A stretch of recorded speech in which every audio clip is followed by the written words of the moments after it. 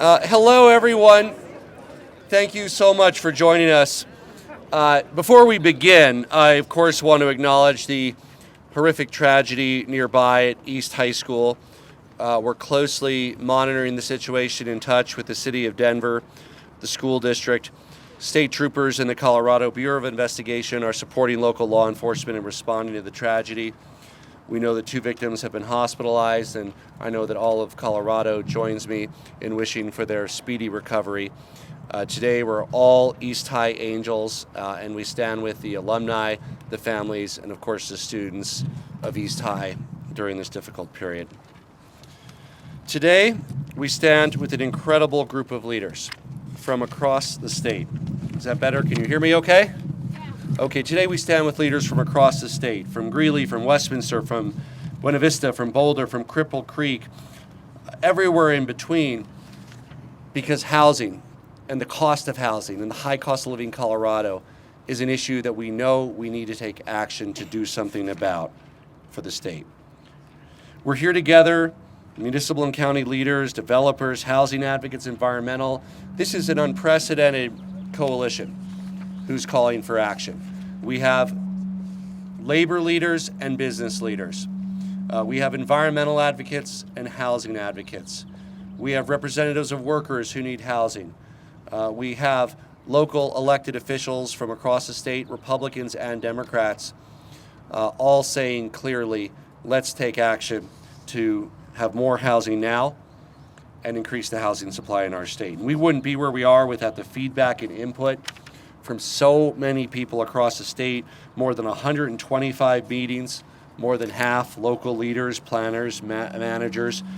I want to acknowledge Majority Leader Moreno, Representatives Woodrow and Judah, Representative Lindstedt, Summit County Commissioner Tamara Pogue, Teller County Commissioner Dan Williams, Boulder Mayor Aaron Brockett, J.J. Ament in the Denver Chamber, Neighborhood Development Collaborative Executive Director Jonathan Capelli, Southwest Energy Efficiency Project Executive Director Elise Jones, the Vice President of the Colorado Education Association Kevin Vick, Colorado Professional Firefighters Executive Director Dennis Uhlberg, and there's a number of other elected officials. Senator Priola is with us, Representative Dixon, Speaker McCluskey might be. She might have had to run up for votes.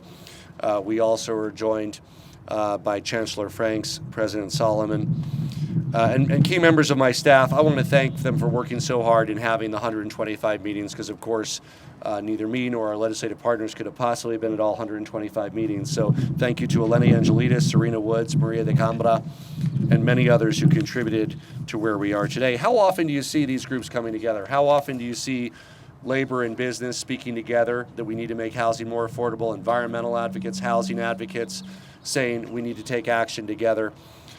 This is rare, but it's reflective of how we solve problems in Colorado, by bringing people together. People try to put us in a box, give us labels, but we buck those expectations. We bring together local leaders, members of city councils and mayors, county commissioners, business community, labor, environmental groups, and we figure out a better way forward. You know, in the State of the State address earlier this year, I considered mentioning housing. Senator Hawkins Lewis, thanks for joining us. But as I talked about, we want to reflect on who we want to be as we celebrate our 150th birthday. And today's package is a big part of the answer to that question. We're at a real fork in the road in Colorado. Do we want to go down a route, and we've seen this play out in other states like California, where there's cities with average home prices above $1 million and 16-lane highways that have 8-hour rush hours? Or do we want to create a better way, a Colorado way, to plan for a future that's livable, affordable, and works for all of us? We're joined by a group of teachers and firefighters and nurses who have lived this challenge, who know this challenge, who members of the profession and friends know this challenge.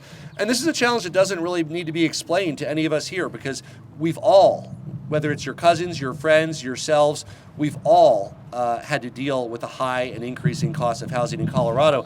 And the cost of housing has only continues to go up. And so you might see a report that says, oh, did the nominal cost of a home go down 2% or 5%? What people experience are the monthly payments. With the increase in interest rates, a home that costs 5% less now than 2 years ago actually has costs a third more in terms of the monthly payments with the increased interest rates. So it's getting worse and less affordable. Those factors are out of our control, the national interest rates and mortgage rates. But that has compounded with high prices to make home ownership even less affordable. And of course, rents are also becoming increasingly challenging for Colorado families to have a roof over their head.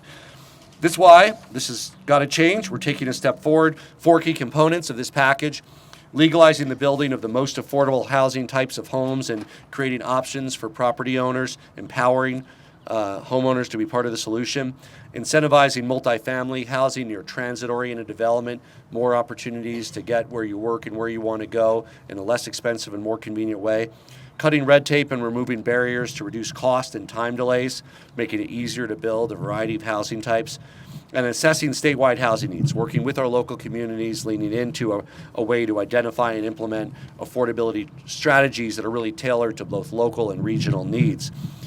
And to do all this, we want to make sure we have the flexibility for local leaders to do more, to go above and beyond, to innovate, creating a baseline, and if municipalities are meeting that, they can stay with their existing codes, or they can take the next step to be part of the solution. This is how we will make more housing options for every Colorado budget and every community, drive down costs that are pricing Coloradans out of our homes and out of our neighborhoods. This thoughtful package was created after years of conversation. And the last time Colorado made major land use changes was nearly 50 years ago. We were a very different state. And we can't become the Colorado we want to be at 150 if we continue living in the past. We need to prepare for the present and the future, and that's what this package does. The most important voices are the voices of Coloradans who are crying out for real solutions to this crisis. As leaders in our state, it's our responsibility to step up to this challenge, to meet the moment. And today I'm proud to say we're taking the very first steps in doing exactly that. I am honored to turn it over to the lead Senate sponsor, the Senate Majority Leader from Commerce City, Senate Majority Leader Dominic Moreno.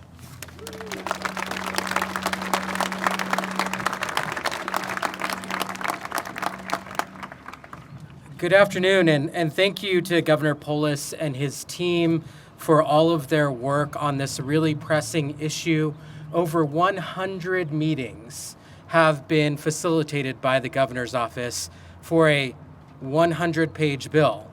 That is a meeting for every single page of the bill, and there will be more and more to come, I'm sure.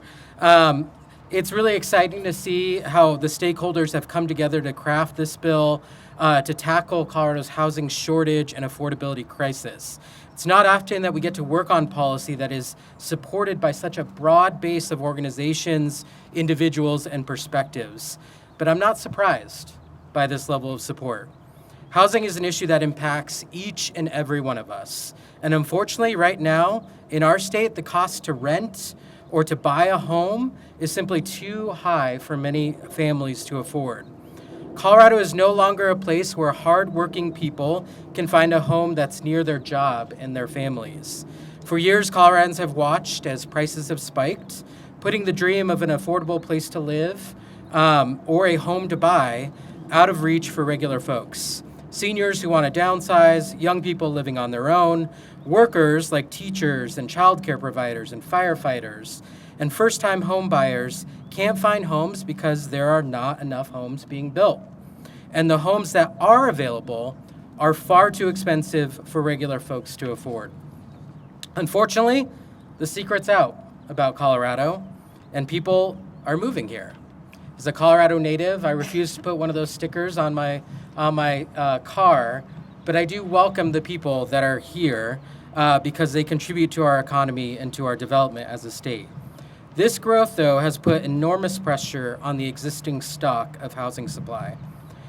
Suddenly, dozens of people are now competing for the same house or apartment, including folks who live on a fixed income, new families, mid-career professionals, and young adults. It's a recipe for disaster, and it affects us all. When it comes to buying a home in our state, if you don't have deep pockets, you're out of luck. We need homes that fit budgets of more Coloradans, and that's exactly what this policy seeks to accomplish. Make no mistake, housing affordability is deeply complex, and addressing it requires a multitude of solutions. We in the legislature have been working hard this session and over the past few years to do that. Last session, we invested nearly $500 million in federal pandemic relief funds to construct new affordable housing, and in November, voters approved hundreds of millions more to fund new affordable housing projects across the state. And this year, we're working on bills to bolster the rights of renters to protect them from unfair practices that only make housing challenges worse. Taken individually, none of these actions will solve the crisis, but they're an important piece of the puzzle and will help even more families find and stay in their homes. As a former Commerce City Council member, I know that we're doing our part. The former Greyhound Park dog track is now site of hundreds of affordable units. While we're doing our part, we know that this crisis, especially in large metro areas, doesn't abide by local borders. It's a statewide and regional issue, and it deserves that kind of attention. Research has shown that increasing housing supply, like building units, like duplexes and townhomes, can increase affordability, yet these types of housing are often prohibited in many of the communities that need them the most, and that doesn't make sense. The solutions we're proposing focus on setting goals and eliminating restrictions so we can build more homes that people can afford quickly. This will allow communities to offer a diversity of homes to help meet demand, unlocking the door to home ownership and reasonable rent for our neighbors. I'm excited to introduce this bill, and I look forward to working alongside our partners, including my locally elected colleagues, to make sure that every Coloradan has a safe and affordable place that they can call home. I will now turn it over to my co-prime sponsors of the bill in the House, Representative Woodrow and Representative Judah.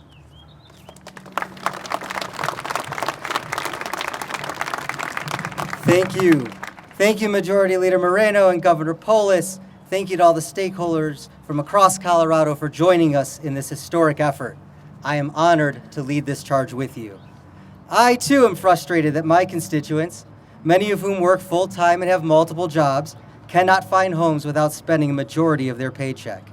For many Coloradans, homeownership is the key to building wealth and stability for their families. But too many are locked out of the American dream because of our severe housing shortage. Unfortunately, many communities in Colorado prohibit building the very types of homes that first-time home buyers can afford.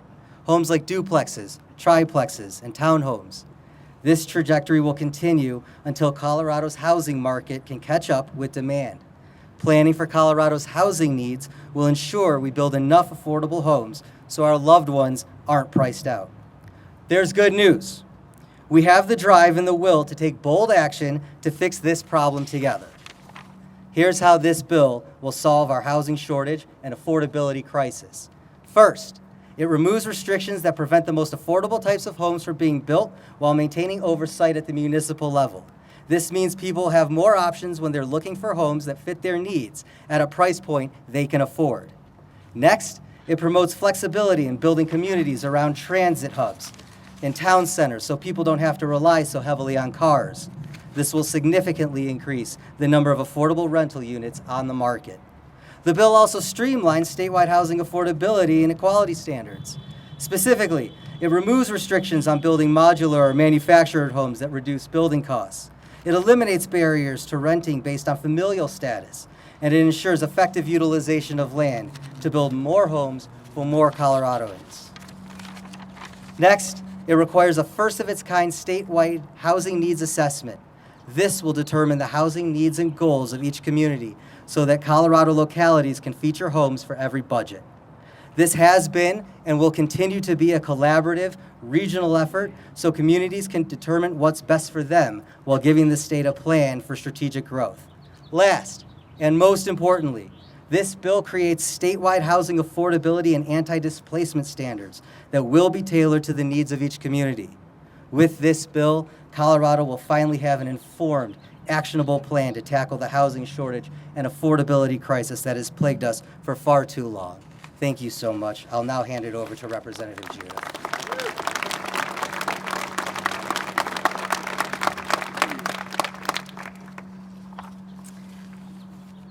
Thank you, Governor, Majority Leader Moreno, and Representative Woodrow. I am incredibly excited and eager to find the real solutions to our housing crisis and pass this legislative session. But I'm even more grateful to our coalition behind us, and I think we should give them one more round of applause.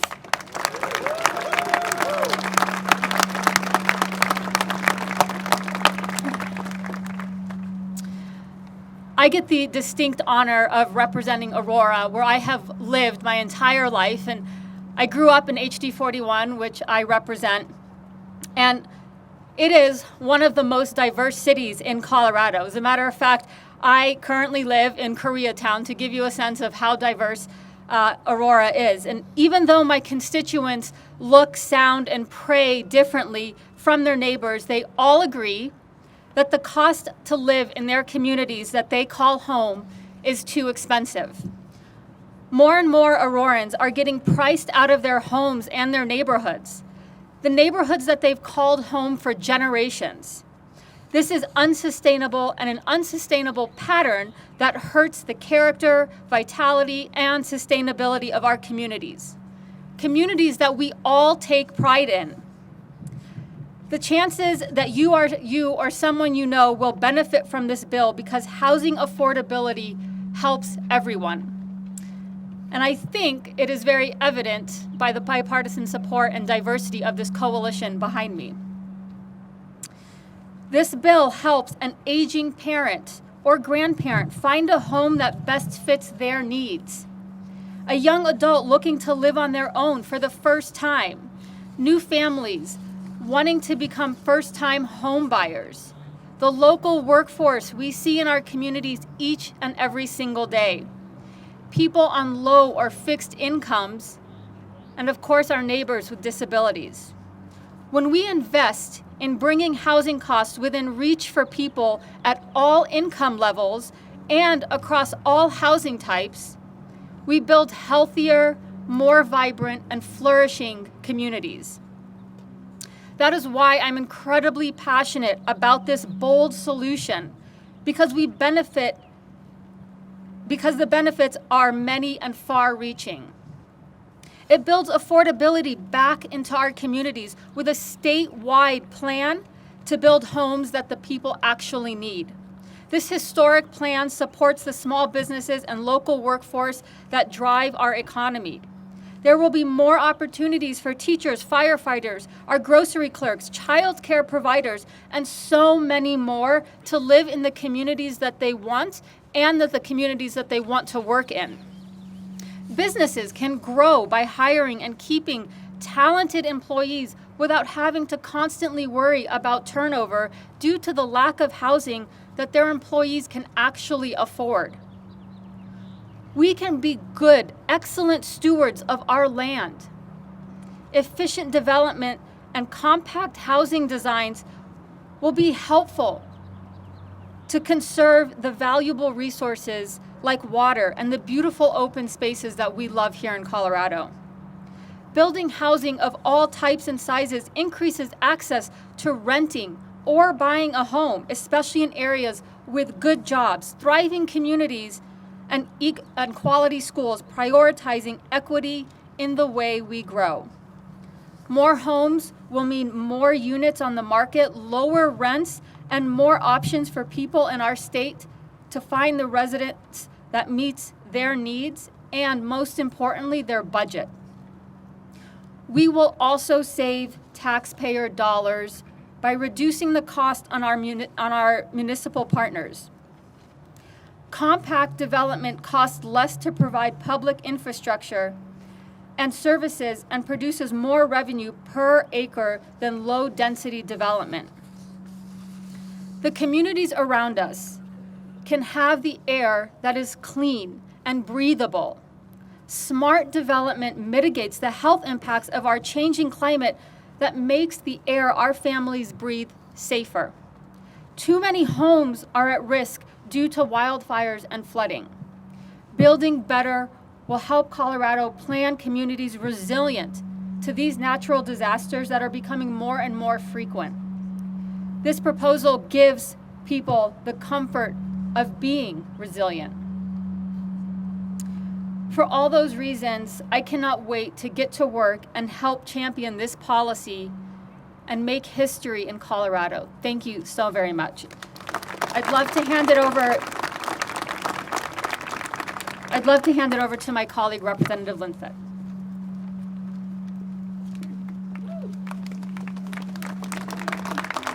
Thank you. I'm honored to be here. Thank you for inviting me, Governor, colleagues. Colorado is growing, but artificial limits on who can live where are straining communities and costing families money on housing. It's clear that the supply of housing is not kept up with the demand. We will need to build nearly 200,000 units just to close the gap from where we are now and where we need to be for the future of our thriving state. Making sure Colorado has enough housing is a statewide concern that impacts every community and the economic well-being of everyone in our state. Sprawl, limited housing supply, and poor use of our precious resources are just some of the many consequences of our patchwork of housing policies. Arbitrary limits on growth undermine housing from being built and contribute to long commutes, poor air quality, and lead to higher transportation costs and negative health impacts that disproportionately cause irreparable harm to lower income Coloradans and hardworking people. All this puts pressure on neighboring communities, increases demand on services, roads, utilities, and our school districts. As a former city councilor, I know how communities are struggling to meet the needs of their growing populations as nearby towns decrease the homes available to rent and buy. I also understand the regional impacts that these limits have on surrounding communities. The legislation I'm sponsoring with Representative Dixon will lift these anti-growth caps and preempt new ones from taking place. Removing baseless limits on housing will help us build the homes Coloradans need and create new jobs and improve our air quality and environment. Taking this common sense step will prevent the irreparable harm to hardworking people from anti-growth limits that drive up the cost of housing and will allow more people to be able to live in the communities they love and work.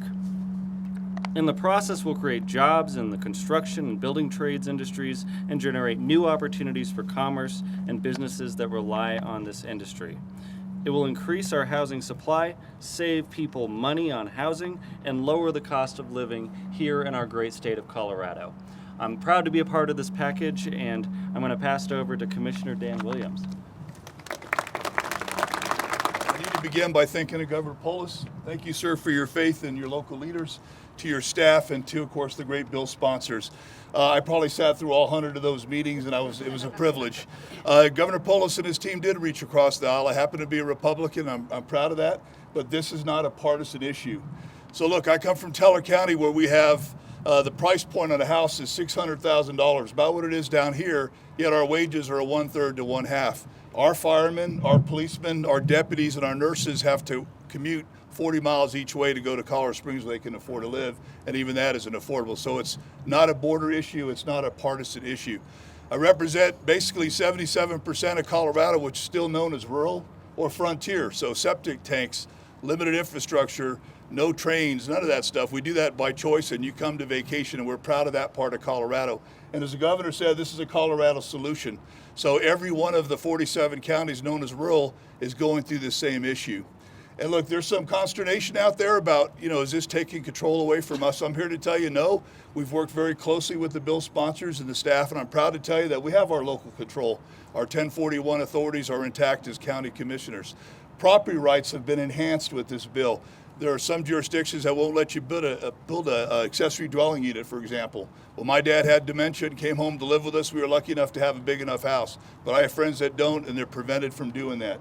Or a kid that fails to launch or can't afford to work in Denver. Mine was up here too, and he lived with 3 other folks to make it.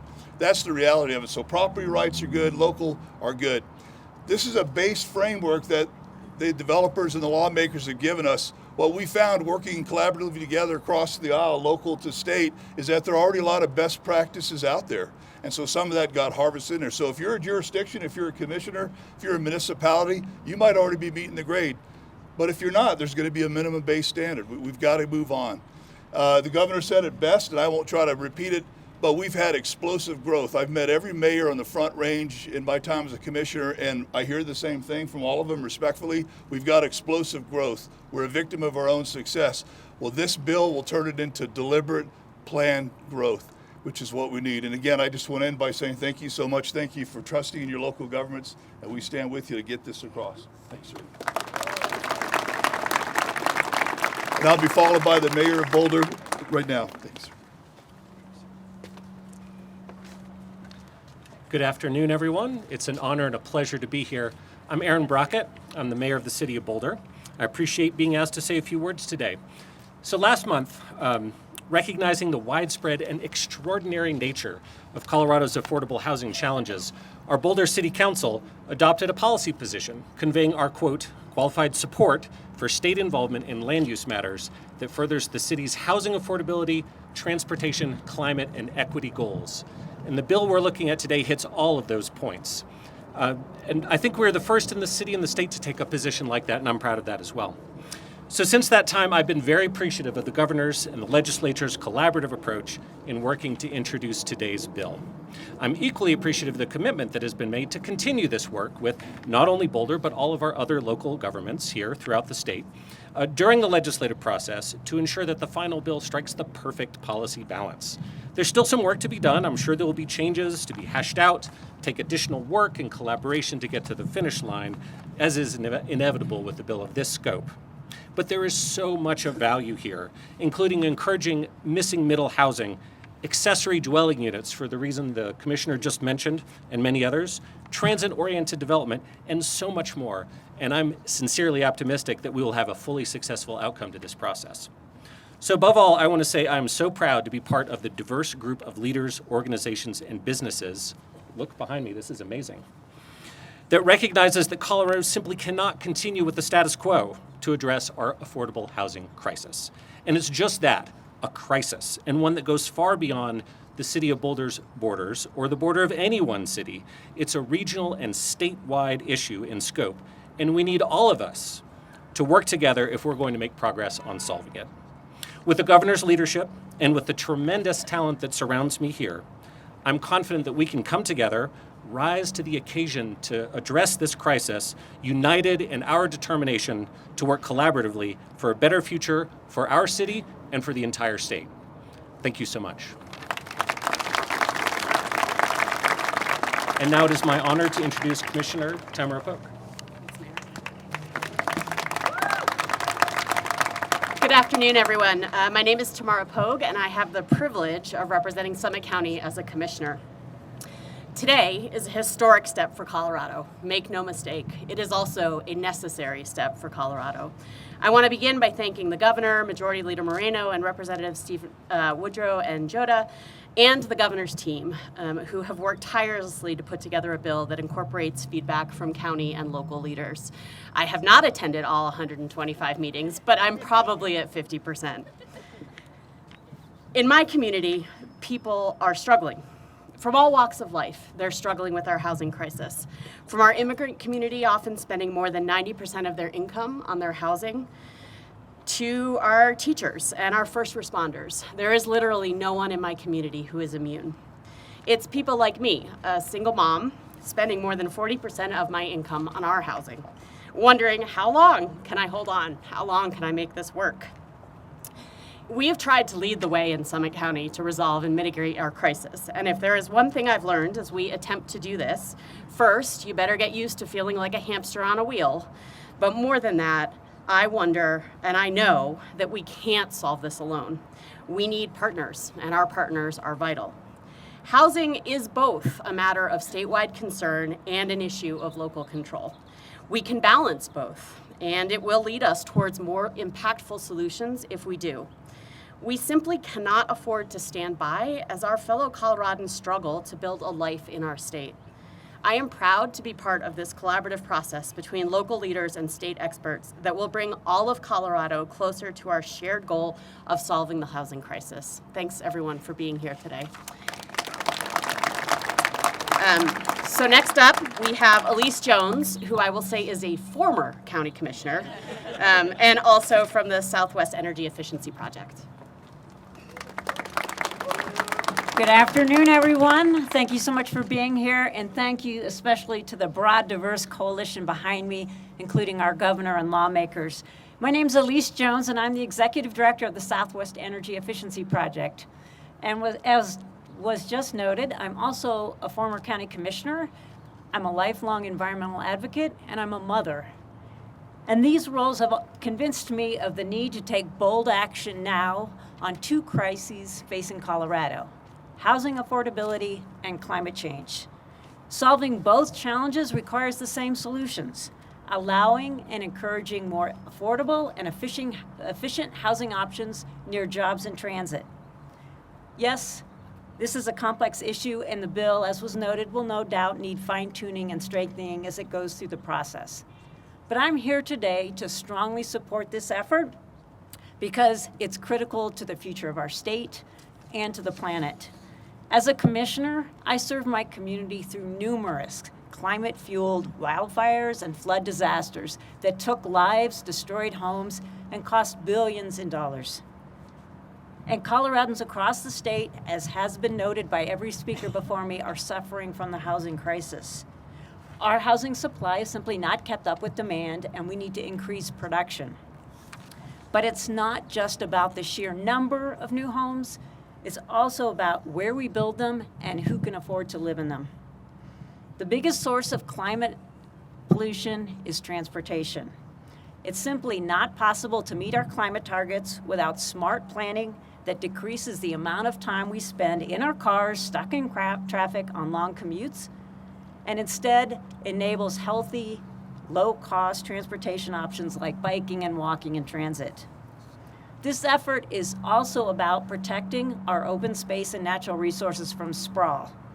When we make it harder and more expensive to build in our existing communities, we push development further out, where it chews up our ag lands and our natural areas. Sprawl uses more water, and it means more driving, more pollution, and higher transportation costs. As we increase housing supply, we also must expand options for affordable housing for low-income Coloradans and protect vulnerable communities from involuntary displacement.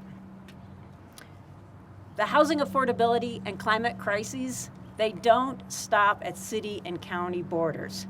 So our solutions can't either. And we need the state to step up and do its part to align its funding, to align its programs, to support efficient climate-friendly land use, and to partner with local communities to enable the homes that are needed by our workers and our residents. The time for action is now, and I look forward to working with lawmakers, the governor, and all of you to pass a strong bill that delivers on the goals of sustainability and affordability. Thank you. And with that, I am happy to introduce J.J. Ament from the Denver Metro Chamber. Hi, I'm J.J. Ament, the President and Chief Executive of the Denver Metro Chamber of Commerce. On the way over, I was reading an article about how next week 5 planets in the solar system will be aligned in a really rare celestial event. Well, look at the political alignment here. I'll just be honest, it's not very often that Elise and I talk back to back and be on the same side. So thank you, Governor, for your leadership there. But that's how important housing for every budget is to the people of Colorado and certainly to the business community. As we try to grow our companies here, as we recruit and try to retain them, having affordable places to work within reasonable commutes to the office is essential. It really is the economic competitiveness issue of our day. And it's also for our families. I want my kids to be able to get their first house and their job here in Colorado. I don't want them to have to move away to find those opportunities. We've talked about folks in uniform. Let's not also forget those who are stationed here in our military looking for an affordable, or those who are deployed and coming home. We want them to have an affordable place to live where they can also get a great job. So this is an issue for our local governments, but it's also a regional and a statewide issue as well. Look, let's be honest too. I've never seen in all the years here in the Capitol a bill that's perfect on its introduction, especially one that's 106 pages long, even after 100 meetings, which has been great. But that stakeholdering shows a level of commitment to this cause by the governor and the legislature that we can come together and collaborate on a critical issue of the day, maintain Colorado's economic competitiveness, and the Denver Metro Chamber and our members are ready to get to work to do it. So thank you, Governor. We appreciate it. And now, I love this next introduction because Jonathan is the first J in JJ too. So that's awesome. Thank you. You spelled it right. Jonathan Capelli with the Neighborhood Development Collaborative.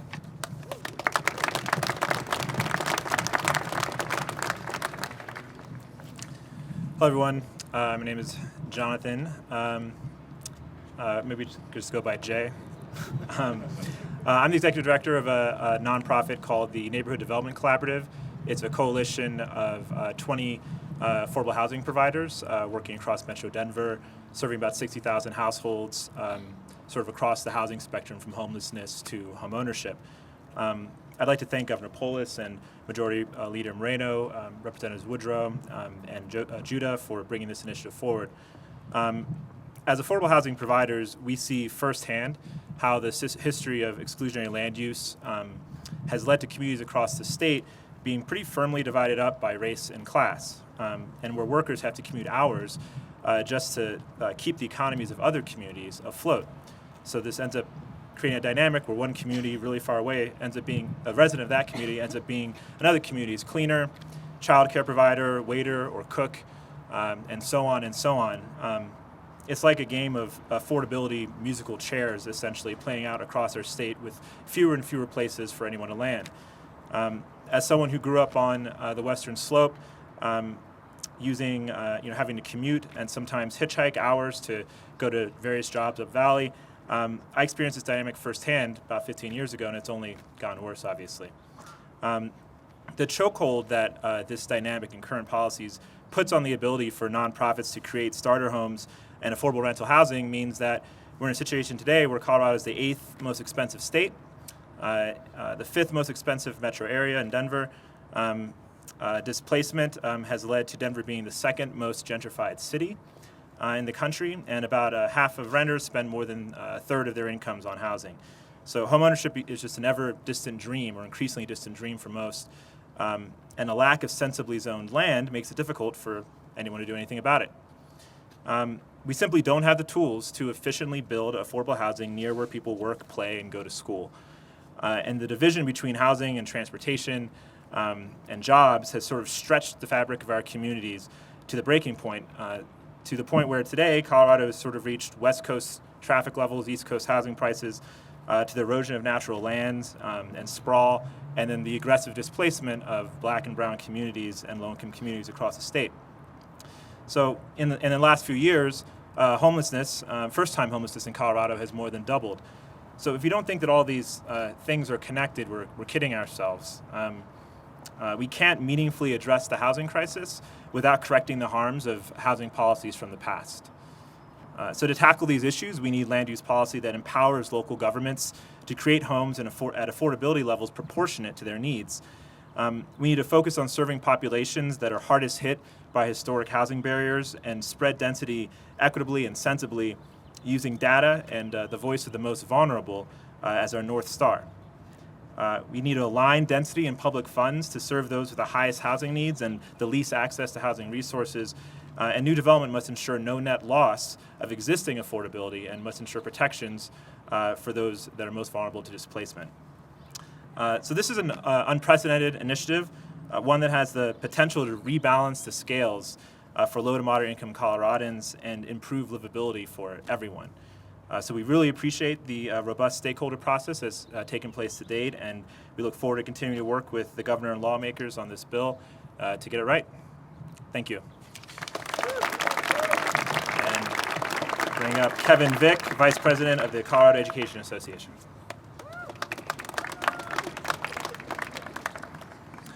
Hi there, everyone. My name is Kevin Vick, and I'm a high school social studies teacher from Colorado Springs. and currently serving as the Vice President of the Colorado Education Association. I'm actually here speaking on behalf of a colleague of mine, Rob Gould, who is a special education teacher and the President of the Denver Classroom Teachers Association. Rob was excited to speak with you all about a subject that is really close to his heart. But due to the tragic shooting this morning at East High School, he's spending his time providing support to his fellow educators in their community after another traumatic gun violence event. Here's what Rob prepared to share with you all today. And I gotta say, his story is very similar to my story as well. Even longtime veteran educators are having a difficult time affording the housing that they're currently in. We're encouraged to see Governor Polis, the state legislature, and local leaders taking the lead to create systemic changes to our state's land use policies. My hope as an educator for our families, our students' families, and the larger Denver community is that this is just the beginning of a push by our state leadership to prioritize building denser, more eco-friendly, sustainable neighborhoods with substantially more affordable housing. Affordable housing opens options near schools where we work, would provide much needed stability for longtime educators like myself, and important incentives for new educators. Affordable options for the families that we serve will also create more stable learning environments for our communities and our students. No matter what we look like or where we come from, we all deserve to live and work in a community that is safe, affordable, and sustainable. The lack of affordable housing is one of the reasons we are seeing our educators leave our state and often our profession altogether. One of the many stories that stands out to me is about my friend, actually Rob's friend and colleague, Katie. Katie was a math teacher at Place Bridge Academy, a magnet school for refugee and newcomer students within Denver Public Schools. In addition to being a leader at her school, Katie was an after-school coach, and in April of last year, she even won a scholarship to provide her students with much-needed athletic equipment. Katie was always looking for ways to support her students and their needs. But just a month later, I got a call from Katie. She was clearly upset. After a long and difficult decision process, she'd reluctantly decided to leave Colorado. And who could blame her? Katie had grown tired of having to live in a friend's basement because of a lack of housing options in the district where she worked. And so, like many educators, she been forced to. She left Denver so that she could finally realize her dream of owning a home in the community where she works. Katie is continuing her great work as an educator, but unfortunately, she's now doing so in a different state. At the start of this school year, fewer than 20% of Colorado homes were at a price that was affordable for teachers earning the average teacher salary in their district. Even though many of our districts bargained and won increased salaries this past year, inflation grew at a pace far greater than our wages, and housing prices increased by more than 20% just this year. No salary increase could ever cover that. This is not just a Denver problem, or just a ski town problem, or just a rural community problem. The lack of affordable housing is a Colorado problem. In too many school districts, school staff simply cannot afford to live where they work. And these prohibitive housing costs have proven to be a significant obstacle in both recruitment and retention. And it's a contributing factor to our educator shortage. Affordable housing doesn't just help recruit educators, it helps retain them too.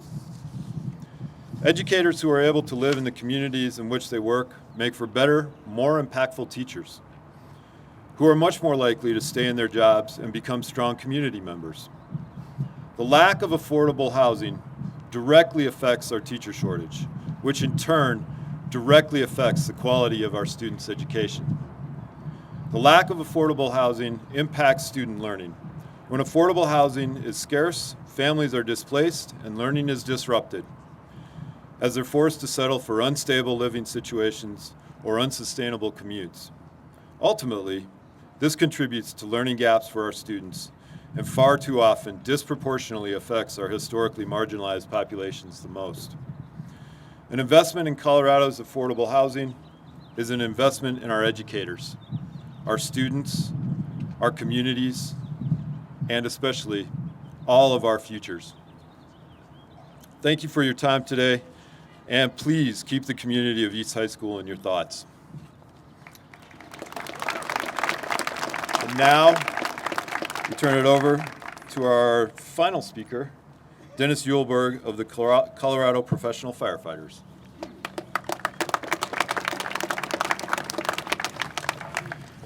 Good morning. My name is Dennis Uhlberg. I'm the Executive Director of Colorado's Professional Firefighters, representing over 5,000 professional firefighters across the state. I'd like to thank Governor Polis, Majority Leader Moreno, Representatives Woodrow, Judah, and Lindstedt for inviting me to join you here today to work on this issue. I've spent my life as a firefighter with over 30 years with North Metro Fire Rescue and over 25 years on the executive board for the Colorado Firefighters. And I'm happy to be the voice for the firefighters. There's no question how important the role of firefighters and first responders are in our communities, especially as we've seen firefighters in our state become larger, more destructive. Various events like this morning, we're the ones for 911 that come to you on your worst day.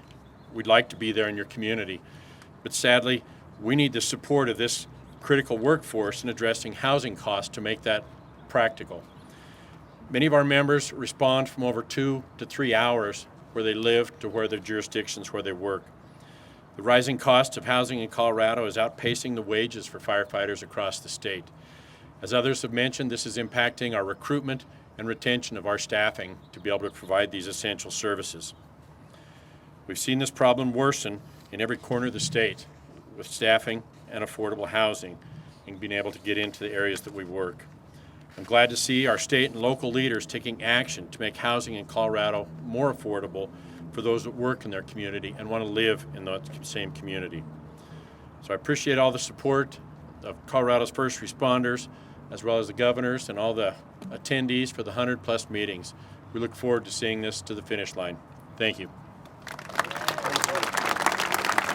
Thank you, and as has been made clear, housing is,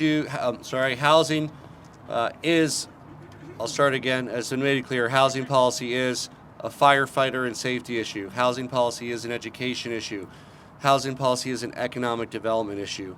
Housing policy is a climate issue. Housing policy is a livability issue. And yes, housing policy is a roof over your head, most importantly, for Colorado families. I also want to thank our Lieutenant Governor, Diane Primavera, who's joined us. Commissioner Eva Henry from Adams County, thank you for joining us. A number of other local electeds, many here representing different organizations across the state, coming together to say more housing now. And with that, we'd be happy to take some questions. Maria's. Not only are we open to, but we are excited about any way that we can reduce the costs around housing, including reducing any type of costs associated with the state. Most of those costs are not associated with the state with regard to housing, but as legislators and stakeholders identify any, we will be more than willing and eager partners to help reduce those. Again, most of when you talk about the cost of housing, it's largely things like tap fees, local land use, parking requirements. These are locally driven. To be clear, there are no state tap fees, there are no state parking requirements. We would be excited to help identify any cost drivers at the state level and work to address those as well. Other questions? Governor, a lot of this is going to rely on private investment, given that we're kind of teetering on an economic downturn. Do you feel like, will it be able to build enough units to kind of make a difference if there's not the private capital there to actually build these duplexes and multiplexes? Yeah, there's great demand for housing. I mean, as is abundantly clear, there are so many families today that would love the opportunity to purchase a home in the 200s or 300s near where they work, but can't afford a $600,000 or $700,000 home, as might be the only home available today. Families that would benefit from reduced rent, families that want to take advantage of transit and save money by not having a car, but might not have that opportunity. So the market is out there. The market is strong. The job market is strong. There are 2 job openings for every unemployed Coloradan. So the biggest issue we have in our economy and our workforce is housing and how people can afford to live closer to where jobs are. That's why we look forward to working with JJ and Men, the business community, major employers like our universities and hospitals and companies to help really make sure we can keep Colorado's economy growing strong by addressing the housing and workforce issue. You're talking about the need to build more housing now. This cuts a lot of red tape. Will this, create more housing fast enough to address the problem? Yes, in fact, one of the areas we also address in this is modular housing. We have where some folks from Fading West and others. So yes, obviously any kind of housing has to be built. No question about that. But we're leaning into and embracing new and emerging technologies that allow homes to be built quicker and at lower cost, both on-site and through modular housing. This bill will contain provisions to reduce the costs for modular housing by making a more uniform approach around how that can be deployed across the state. How quickly do you guys build a home now? How many days? 10 days. So, and of course they have orders now that are, they're delivering for a while, but there are other modular and prefab housing companies across the state as well. And I think all of us view them as part of the solution. They're part of that overall solution. Governor, where has this been done effectively? Where has this worked? Yeah, so we'll be happy to show the data. I would say that many of the areas that are looking at this or have leaned into similar policies in the last year or two are simply doing it too late after the crisis has already occurred. So you look at some of the policies that, for instance, the state of California is now looking at after they have average home prices of $1 million in many municipalities, 800,000 across the state, 16-lane highways with rush hours, 8 hours a day. Yes, they're making some of these course corrections. We like to think in Colorado we can look around the corner. We like to think that we can have the foresight to avoid becoming like the states where we've seen this play out. By making these adjustments now, we can make Colorado more livable and affordable in 5 or 10 or 15 years, rather than play out the crisis at an exponential level that we've seen in other states, far worse than what Coloradans currently experience. Yeah, we're happy to show you the data of impact. There's a study. Well, you tweeted a study yesterday. you tweeted a good study on this. But not your study, but you tweeted. So there's a number of works that have shown that these kinds of reforms lead to greater quantities of housing. We're happy to direct you to those as well. I don't have the list in front of me. Just to follow up, is there anyone from the Developer Association here who can talk about if they're asking for this? Developers. They're absolutely part of the stakeholding and realtor group. We're happy to connect you. Absolutely, developers are part of this. They're members of JJ's group. JJ, you want to talk about that briefly? No, just I think that people are anxious to provide housing. And so I don't think it really is a capital problem in Colorado. It is a regulatory and it's environment. So as soon as we can have this kind of collaboration between our local government and the state government, I think the capital will flow because the demand is there. Thank you. Thank you. Thank you all for joining us. Let's say more housing now. More housing now. More housing now.